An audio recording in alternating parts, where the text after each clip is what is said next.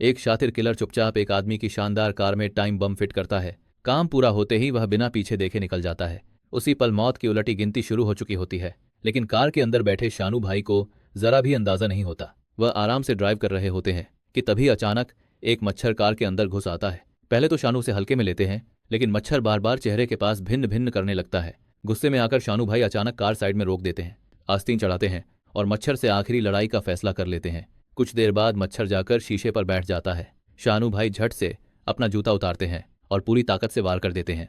अगले ही पल एक जोरदार धमाका होता है। नई नवेली लग्जरी कार पल भर में राख में बदल जाती है। रहे हत्यारे अब गोलियां चलाना शुरू कर देते हैं। चारों तरफ अफरा तफरी मच जाती है। आखिर में वे कार के पेट्रोल टैंक को निशाना बनाते हैं। पेट्रोल सड़क पर बहने लगता है, लेकिन शानू भाई उस वक्त फोन पर उन्हें आसपास के खतरे का कोई एहसास नहीं।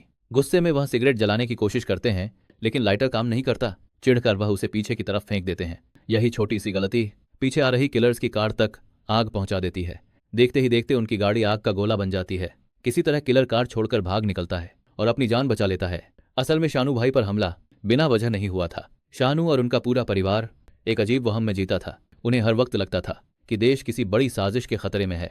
घर के बाहर रखा कूड़ादान अगर थोड़ा भी हिल जाए तो शानू भाई उसमें भी कोई गहरा राज खोजने लगते थे। एक रात अंधेरे का फायदा उठाकर वह खुद को जासूस समझ बैठते हैं और चुपचाप पेड़ के पीछे छिप जाते हैं। तभी उनकी नज़र एक संदिग्ध ट्रक पर पड़ती है। ट्रक सीधे उनके घर के सामने आकर रुकता है। उससे उतरते हैं दो लोग, चेहरे पर मास्क, हरकतें पूरी तरह रहस्यमयी। शानू भाई को यकीन हो जाता है कि मामला कुछ बड़ा है। वह तुरंत घर लौटते हैं, अपनी कई स्पोर्ट्स कारों में से एक चुनते हैं और ट्रक का पीछा शुरू कर देते हैं। पूरी रात यह पीछा चलता रहता है। सुबह होते होते ट्रक एक सुनसान कचरा स्टेशन पर रुकता है। शानू भाई दूर से सब कुछ देखते हैं और चौंक जाते हैं। वहां चल रहा होता है एक बड़ा हथियारों का सौदा। भीड़ में घुलते हुए वह भी वहां पहुंच जाते हैं, जैसे वो भी डील का हिस्सा हो। हथियारों की ताकत दिखाने के लिए एक अफसर राइफल निकालता है और सामने खड़ी महंगी कार पर फायर कर देता है।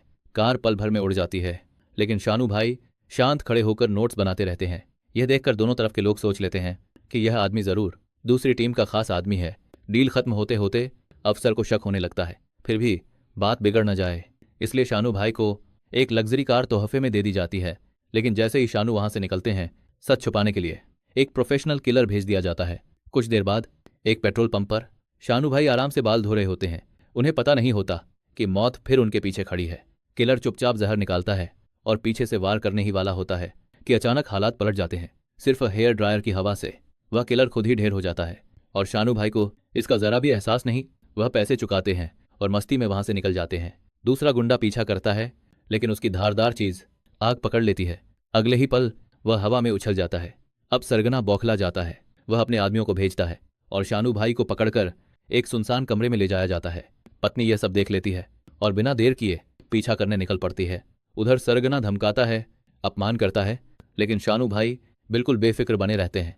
गुस्से में आकर गोली चलाने का आदेश दे दिया जाता है। तभी शानू भाई अद्भुत ताकत दिखाते हैं। रस्सियां तोड़ते हैं, खिड़की से छलांग लगाते हैं और सभी बाधाओं से बचते हुए अपनी पत्नी और बेटी से मिल जाते हैं। तीनों सीधे पुलिस स्टेशन पहुंचते हैं। शानू द्वारा बताए गए ठिकाने पर पुलिस छापा मारती है और पूरे गिरोह को पकड़ लिया जाता है। इस तरह एक आम सा दिखने वाला आदमी अनजाने में एक बड़े अपराध का अंत कर देता है।